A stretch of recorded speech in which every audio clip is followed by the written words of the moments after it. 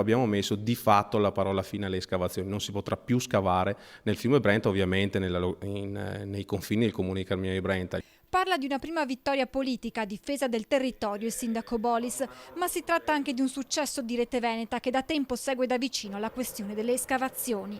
La sentenza del Tribunale Superiore delle Acque ha di fatto messo la parola fine al contenzioso che vedeva da una parte il comune e dall'altra Veneto Acque, al centro le escavazioni dell'alveo del Brenta nel territorio di Carmignano. Nell'ultimo dibattimento la società Veneto Acque ha deciso di abbandonare il progetto di escavazione nel fiume Brenta, nella località appunto di Carmignano di Brenta. La Regione Veneto e Veneto Acque hanno deciso di non fare più questa escavazione, quindi di fatto è venuta meno la materia del contendere. Il progetto prevedeva il reperimento di 70.000 metri cubi di materiale, il che secondo il comune avrebbe avuto un forte impatto ambientale.